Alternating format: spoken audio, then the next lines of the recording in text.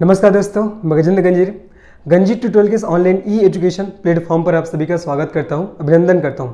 आज हम लोग पुनः क्विक रिवीजन सीरीज की इस महत्वपूर्ण श्रृंखला को आगे बढ़ाते हुए छत्तीसगढ़ के इतिहास के महत्वपूर्ण घटनाओं का अध्ययन करेंगे और आज का हमारा अध्ययन का विषय रहेगा रामायण काल। अर्थात आज हम लोग रामायण काल से संबंधित महत्वपूर्ण घटनाओं का अध्ययन करेंगे, तथ्यों को जानेंगे, कहाँ से आपके एग्जाम में क्वेश्चन पूछा जाता है। तो चलिए फिर आज के इस क्लास का हम लोग शुभारंभ करते हैं और आपको मैं जो जो चीज़ें बताऊंगा आपको मेरे साथ तुरंत के तुरंत याद करते चलना है। तो आज हम लोग को पढ़ना है छत्तीसगढ़ में रामायण काल, ठीक है। आज हम लोग को पढ़ना है छत्तीसगढ़ में रामायण काल, ठीक है। छत्तीसगढ़ में रामायण काल के बारे में आज लोग को हम लोग को पढ़ना है। तो सबसे पहले क्या ध्यान रखना है कि रामायण काल में छत्तीसगढ़ कौशल प्रदेश था। रामायण काल में छत्तीसगढ़ क्या था? आपका कौशल प्रदेश था। रामायण काल में छत्तीसगढ़ कौन सा प्रदेश था जी? आपका कौशल प्रदेश था। ये आपको अच्छे से ध्यान रखना है, ठीक है। और इस कौशल प्रदेश के राजा कौन हुए? इस कौशल प्रदेश के राजा थे राजा कौशल, ठीक है। इसके राजा कौन थे? तो राजा कौशल थे, राजा कौशल। मैंने क्या बोला कि रामायण काल में हमारा छत्तीसगढ़ प्रदेश वो आपका कौशल प्रदेश था और इस कौशल प्रदेश के राजा कौन हुए? तो राजा कौशल हुए, ठीक है।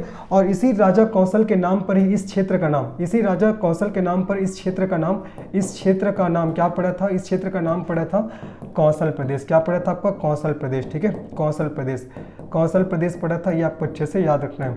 एक बार पुनः सुनिए, रामायण काल में छत्तीसगढ़ कौशल प्रदेश था और इस कौशल प्रदेश के राजा कौन थे? तो राजा कौशल थे और इसी राजा कौशल के नाम पर इस क्षेत्र का नाम क्या पड़ा? आपका कौशल प्रदेश पड़ा, ठीक है। अब कुछ समय पश्चात क्या हुआ? कुछ समय पश्चात राजा कौशल का एक पुत्र हुआ, ठीक है।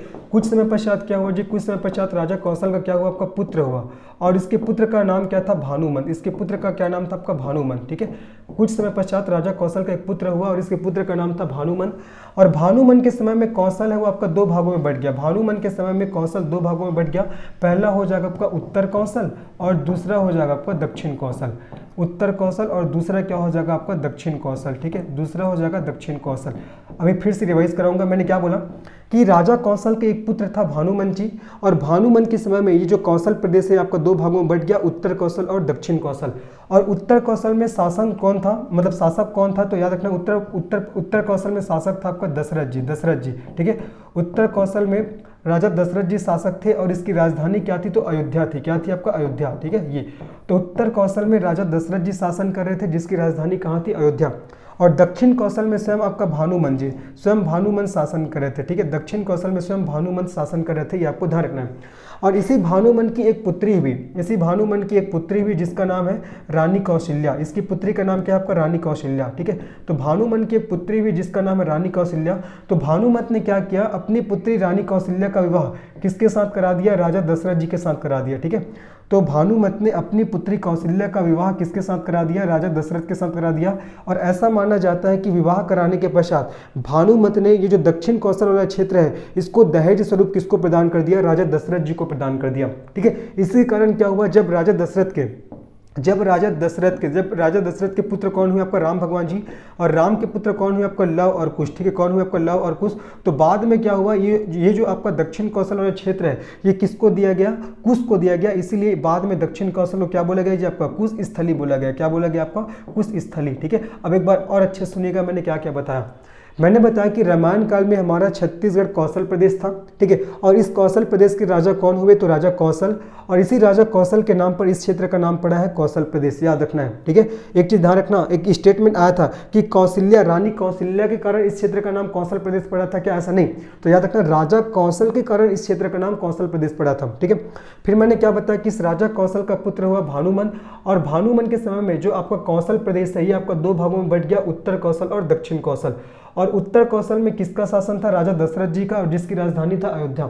उत्तर कौशल मतलब जो आपका बलरामपुर जिला है, बलरामपुर जिला के ऊपर वाला भाग को पहले उत्तर कौशल के नाम से जानते थे और बलरामपुर जिला के नीचे वाला जो भाग है उसको दक्षिण कौशल के नाम से जाना जाता था। तो इसी उत्तर कौशल में दशरथ जी का शासन था जिसकी राजधानी अयोध्या था और दक्षिण कौशल में स्वयं आपका भानुमंत शासन कर रहे थे और भानुमंत की एक पुत्री हुई कौशल्या। तो भानुमंत ने अपनी इस पुत्री कौशल्या का विवाह किसके साथ कराया? राजा दशरथ जी के साथ कराया। किसके साथ? राजा दशरथ जी के साथ कराया। और ऐसा माना जाता है कि विवाह कराने के पश्चात किसने? भानुमंत ने आपका दक्षिण कौशल के क्षेत्र को राजा दशरथ को किस स्वरूप दिया था? आपका दहेज के स्वरूप प्रदान किया था। ये आपको अच्छे से याद रखना है।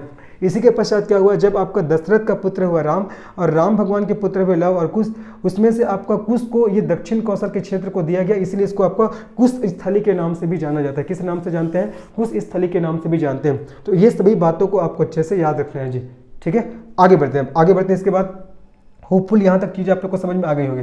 अब इसके बाद देखते हैं, आप लोग को दो व्यक्तियों के नाम याद रखना है। व्यक्ति भी बोल सकते हैं हम लोग, पर्सनालिटी भी बोल सकते हैं। पहला हो जाएगा आपका मन्नू लाल यदू। पहला क्या हो जाएगा, मन्नू लाल। पहला हो जाएगा जब आपका मन्नू लाल यदू, और दूसरा हो जाएगा आपका हेमू लाल यदू, ठीक है। मन्नू लाल यदू और हेमू लाल यदू, हेमू लाल यदू, ये दोनों पर्सनालिटी है, तो इसके नाम आपको अच्छे से याद रखना है। मन्नू लाल यदू के ग्रंथ का क्या नाम है, मन्नू लाल यदू के ग्रंथ का नाम है दंडकारण्य रामायण। दंडकारण्य, इसके ग्रंथ का नाम क्या है, दंडकारण्य रामायण। इसके ग्रंथ का नाम क्या है, दंडकारण्य रामायण। और हेमू लाल यदू के ग्रंथ का क्या नाम है आपका, छत्तीसगढ़ पर्यटन।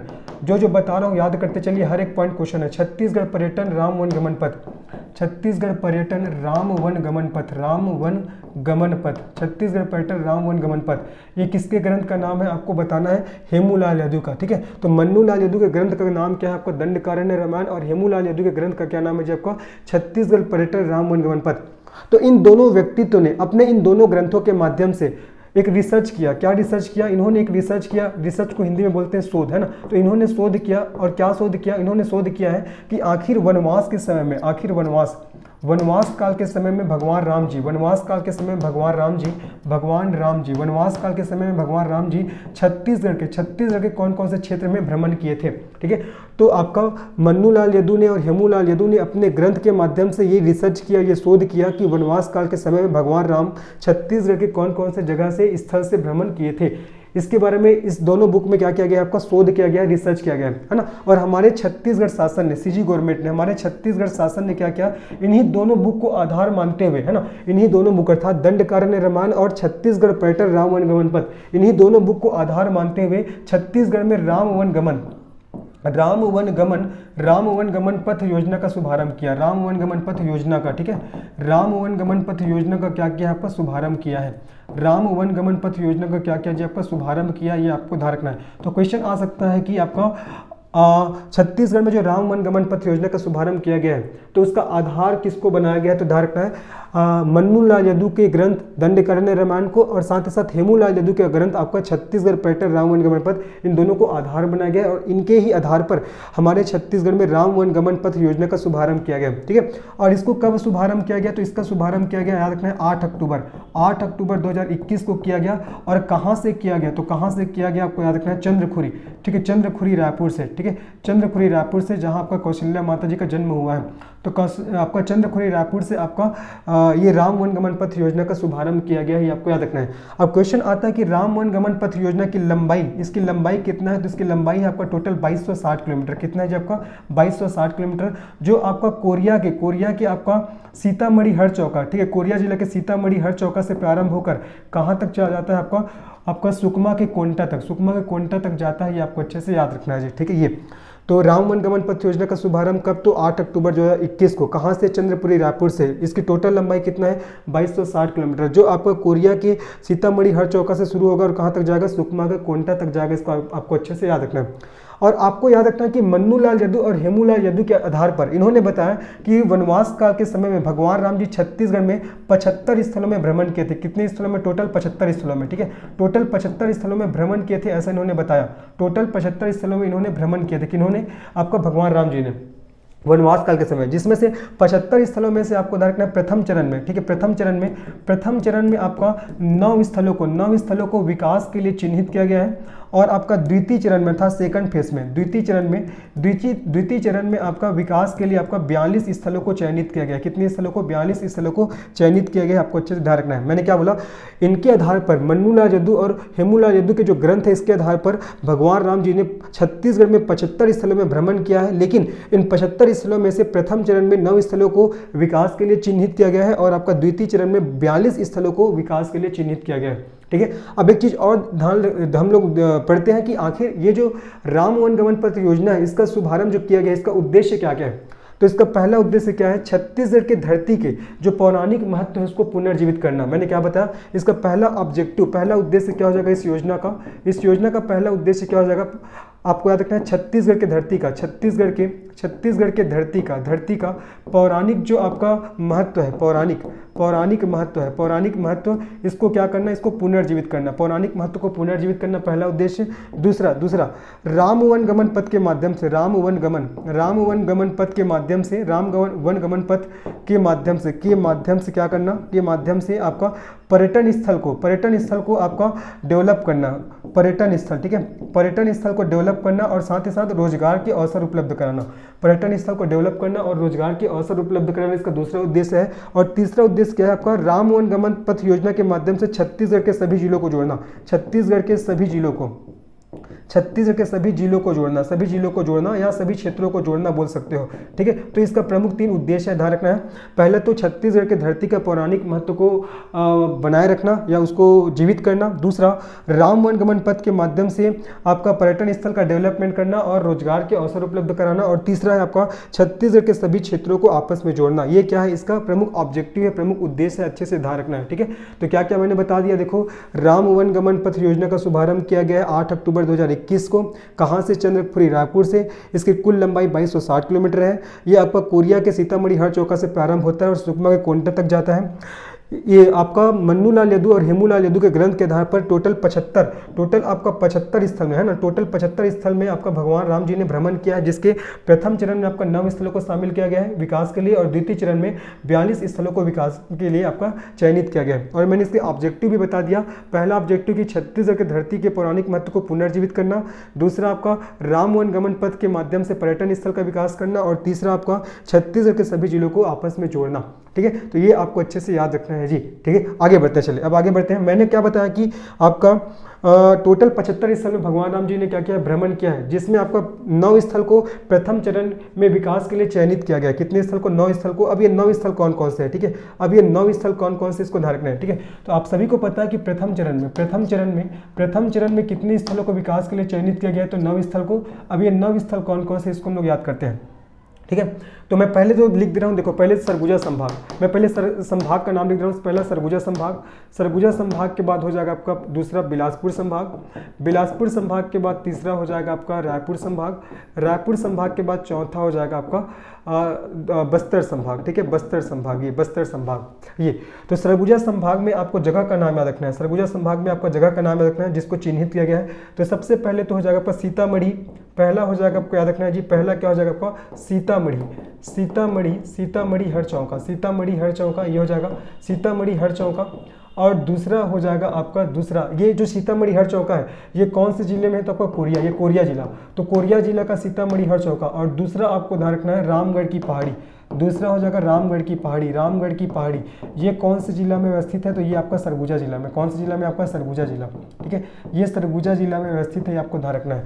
तो आपका सरगुजा संभाग से 2 जिले ना, कोरिया जिला और आपका सरगुजा जिला, सरगुजा जिला के रामगढ़ की पहाड़ी और कोरिया जिले के आपका सीतामढ़ी हर चौका। अब बिलासपुर संभाग में चलते हैं, बिलासपुर संभाग। तो बिलासपुर संभाग में आपको एक जगह याद रखना है, पहले तो एक चीज याद रखना, कौन सा जिला, तो जांजगीर चांपा, ठीक है, जांजगीर चांपा जिला। तो जांजगीर चांपा जिला की वो जगह का नाम है आपका सिवरी नारायण, जांजगीर चांपा जिला की जगह का नाम है आपका सिवरी नारायण, ठीक है, सिवरी नारायण। तो इसको चयनित किया गया है बिलासपुर संभाग में, याद हो गया। अब उसके बाद चलते हैं हम लोग रायपुर संभाग। तो रायपुर संभाग में सबसे पहले याद रखना है बलौदाबाजार जिला, ठीक है, पहले तो याद रखना है बलौदाबाजार जिला। तो बलौदाबाजार जिला की कौन सी जगह को चिन्हित किया गया, तो तुरतुरिया, बलौदाबाजार के तुरतुरिया को चिन्हित किया गया है। बलौदाबाजार के बाद आपको आना है रायपुर, तो रायपुर में कौन सी जगह को चिन्हित किया गया है, तो चंद्रखुरी को चिन्हित किया है, चंद्रखुरी को।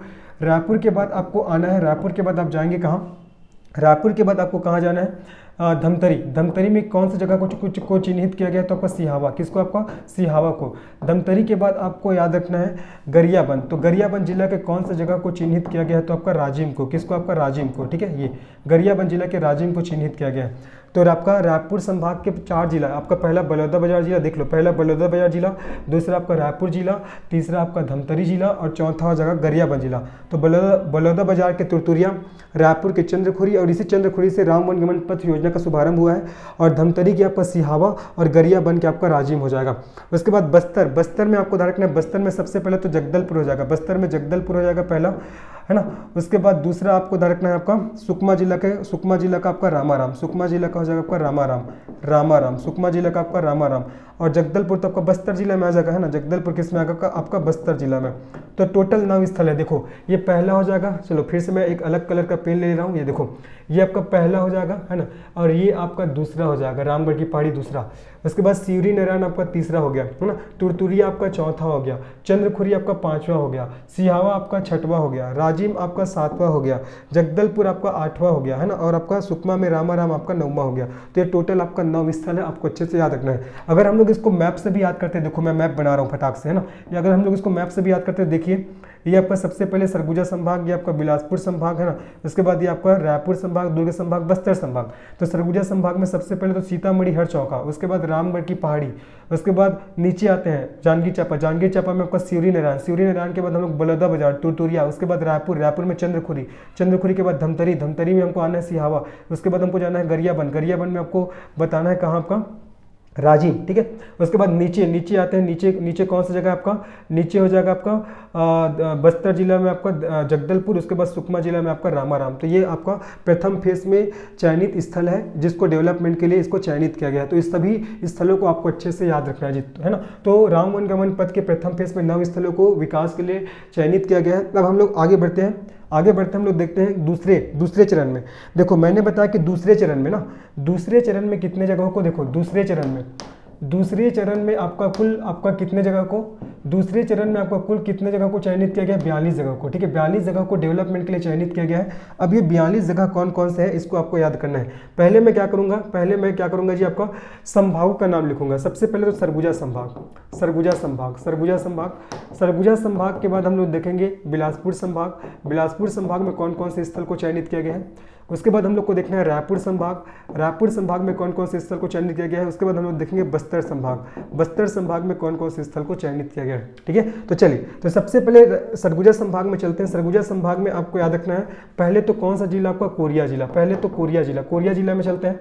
कोरिया जिला में कौन कौन से स्थल है, अभी तुरंत के तुरंत आप लोग याद करिएगा मेरे साथ। कोरिया जिला में कौन कौन से स्थल है, पहले याद रखना है आपको सीतामढ़ी छतौड़ा हो जाएगा। पहले तो सीतामढ़ी छतौड़ा, ठीक है। ये पहला क्या हो जाएगा आपका, सीतामढ़ी छतौड़ा, ठीक है। और दूसरा हो जाएगा आपका सीतामढ़ी घाघरा। दूसरा क्या होगा आपका, सीतामढ़ी घाघरा, याद करिए जी, सीतामढ़ी छतौड़ा, सीतामढ़ी घाघरा। तीसरा क्या हो जाएगा, तीसरा आपको याद रखना है, तीसरा हो जाएगा कोटा डोल। तीसरा क्या होगा आपका, कोटा डोल। चौथा आपको याद रखना है देवसिल। चौथा आपको ध्यान रखना है देवसिल, ठीक है। और पांचवा आपको ध्यान रखना है, पांचवा हो जाएगा आपका रामगढ़। ये आपका सोनहत तहसील वाला रामगढ़ हो जाएगा ना। रामगढ़ की पहाड़ी सरगुजम भी है, लेकिन ये सोनहत तहसील वाला रामगढ़ है, रामगढ़ हो जाएगा। और उसके बाद एक लास्ट हो जाएगा आपका अमृतधारा, ये अमृतधारा हो जाएगा, ठीक है, अमृतधारा। तो ये कौन सा जिले से हो जाएगा, कोरिया जिला के 6 स्थल याद रखना है, सीतामढ़ी छतौड़ा, सीतामढ़ी घाघरा, उसके बाद कोटा डोल, देवसिल, रायगढ़, उसके बाद रामगढ़, है ना, रामगढ़ जो सोनहत तहसील वाला रामगढ़ है, उसके बाद आपको अमृतधारा, ये कोरिया जिला। अब उसके बाद कोरिया जिला के बाद आपको कौन सा जिला ध्यान रखना है, कोरिया जिला के बाद याद रखोगे आप सूरजपुर जिला, ठीक है, सूरजपुर जिला। तो सूरजपुर जिला के कौन कौन से स्थल को चिन्हित किया गया है, ये भी बहुत इंपॉर्टेंट है।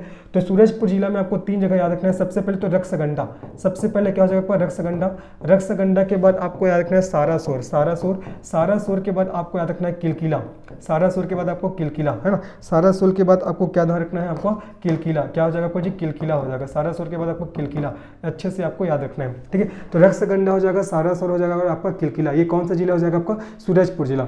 सूरजपुर के बाद सरगुजा संभाग में एक और जिला है, उसका नाम है आपका सरगुजा जिला, स्वयं सरगुजा जिला, ठीक है, सरगुजा जिला।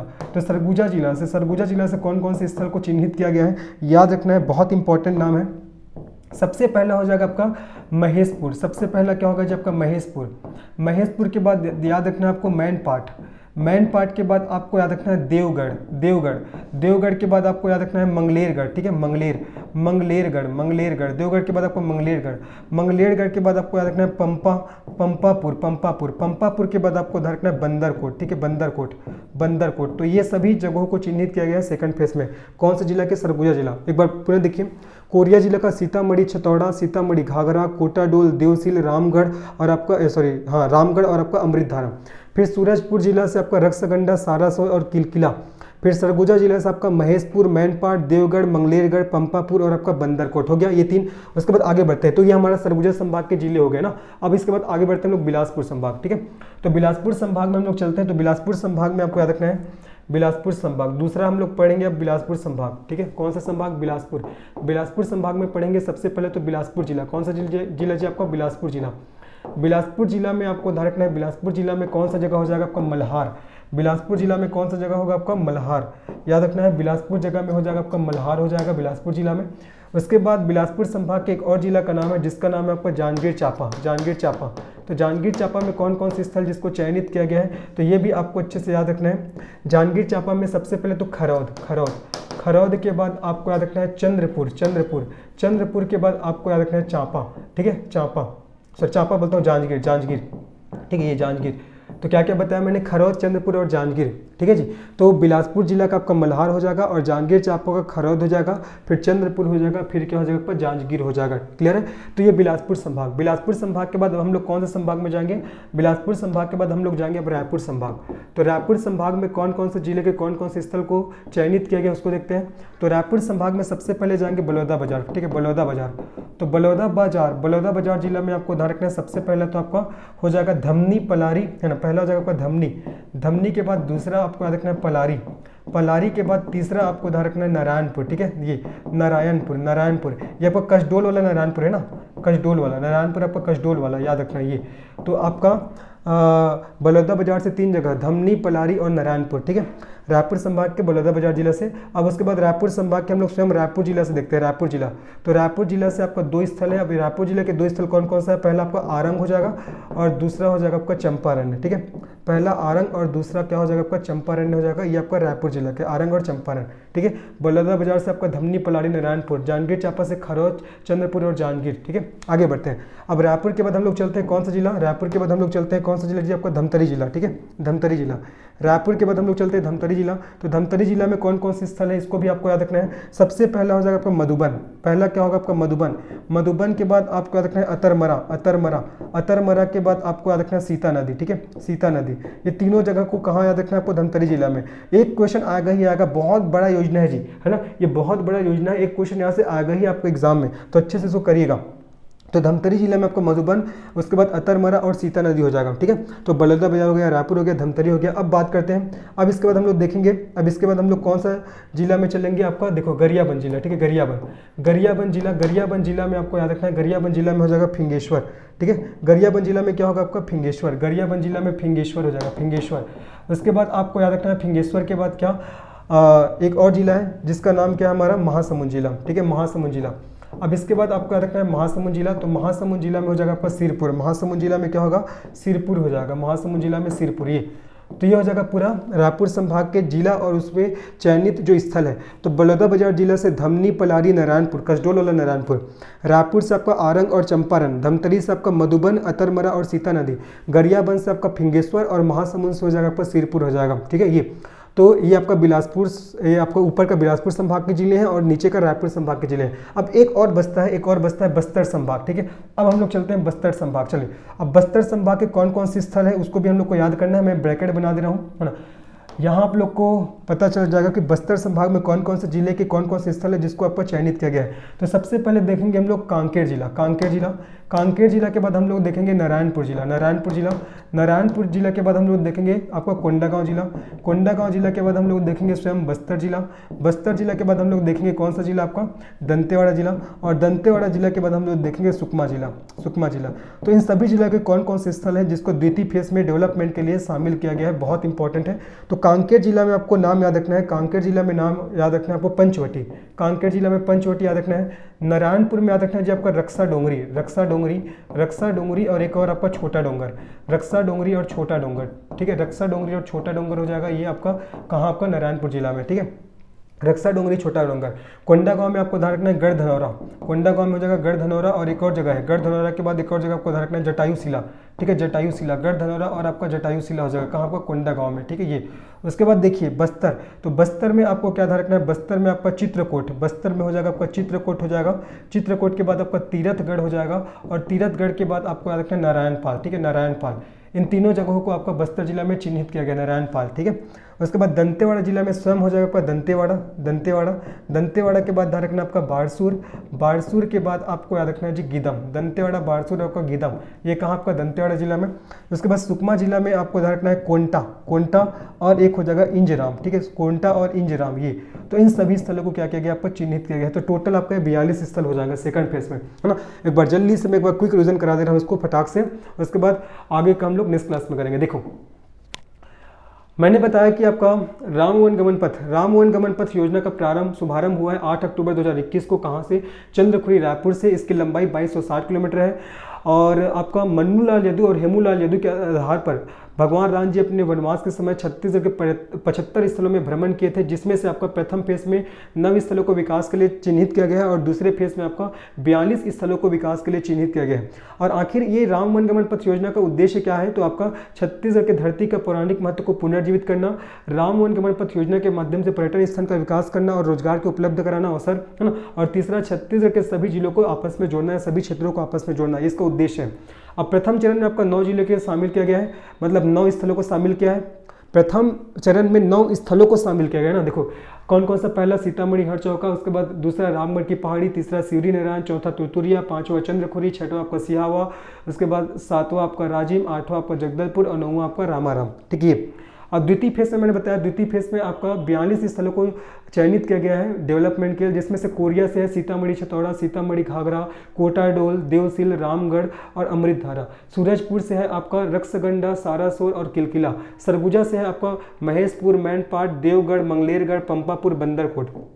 इसके बाद मैंने बताया बिलासपुर संभाग में आपका बिलासपुर जिला से मल्हार, जांजगीर चांपा जिला से खरौद, चित्रपुर और जांजगीर। उसके बाद रायपुर संभाग से मैंने बताया बलौदाबाजार जिला से धमनी, पलारी, नारायणपुर, कसडोल, नारायणपुर ना। और रायपुर से आपका आरंग और चंपारण, धमतरी से आपका मधुबन, अतरमरा और सीता नदी। उसके बाद देखिए गरियाबंद से आपका फिंगेश्वर और महासमुंद से आपका सिरपुर हो जाएगा। फिर हम लोग गए बस्तर संभाग, तो बस्तर संभाग में कांकेर के पंचवटी को, नारायणपुर के आपका रक्षा डोंगरी और छोटे डोंगर को, कोंडागांव का गढ़धनरा और जटायूशिला को, और बस्तर जिला के आपका चित्रकूट, तिरथगढ़ और नारायणपाल को, और दंतेवाड़ा का आपका दंतेवाड़ा, बारसूर और गीदम को, साथ ही साथ सुकमा जिला के कोंटा और इंजराम, इन सभी स्थलों को द्वितीय फेज में आपका डेवलपमेंट के लिए चिन्हित किया गया है। तो होपफुली ये आपको वीडियो पसंद आया होगा। तो अगर ये पसंद आया तो निश्चित ही इस चैनल को सब्सक्राइब करिए, वीडियो को लाइक करिए और शेयर करिए। मिलते हैं इसके नेक्स्ट पार्ट में, तब तक के लिए धन्यवाद, बाय।